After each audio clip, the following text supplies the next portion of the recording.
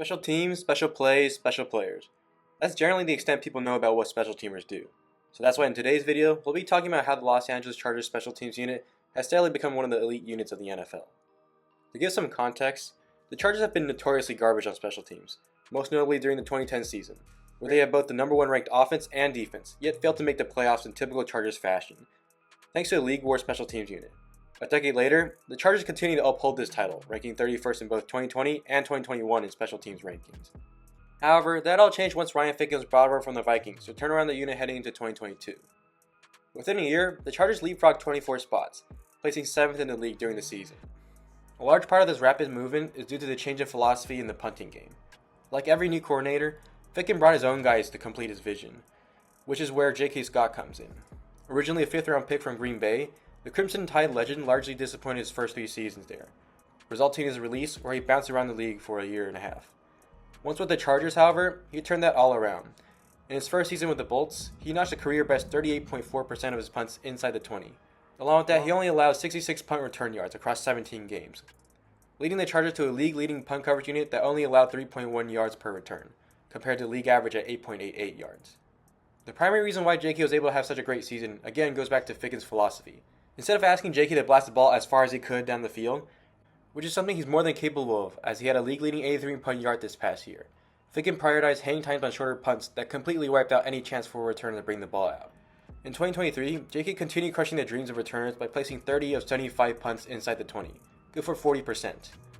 His dominant performance against the Patriots in Week 13 is a testament of this change, where he pinned a franchise record 7 punts inside the 20. Another positive that resulted from this new strategy is turnovers. One of the most viral plays in 2022 was made by cornerback/gunner Jasir Taylor against the Broncos. On this play, he literally spawn kills PJ Locke by sending him to the Stone Age into returner Montreal Washington, resulting in a fumble and turnover for the Chargers, helping flip the tide in a close game. Here's an accurate reenactment. Jasir Taylor comes in, blasts PJ Locke through the Stone Age, and absolutely kills Montreal Washington, causing him to fumble. This only happened because JK's punts gave Jasir enough time to get downfield to assess the situation and make a game-changing play. And while you might think it was just a fluke play where they got lucky, Taylor literally did the exact same thing against the Cowboys and their Pro Bowl returner Kevontae Turpin this year. Moving along to the kicking game, it's a known fact that Chargers kickers are simply unreliable, often choking in crucial situations. Once Ficken came in though, he brought guys like Dustin Hopkins and Cameron Dicker in, who have since stabilized the position. Gone were the days of Michael Badgley and Tristan Vizcaíno, and now they potentially have a Pro Bowl caliber kicker on their hands in Dicker the kicker.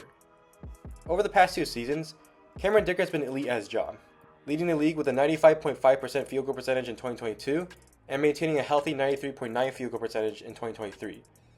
Along with that, he's yet to miss an extra point in his career. The improvement in the kicking operation has definitely been helped by bringing in a 13-year vet Josh Harris at long snapper, along with J.K. Scott's holding skills. Once a liability for this team, the position is now locked up for the foreseeable future. With all that being said, in 2023, Ficken's unit came 5th in special teams rankings, and was able to get a league-low 4 penalties for just 35 yards across the whole season, which is absolutely absurd compared to the league average at 11.9 penalties and 97.9 yards.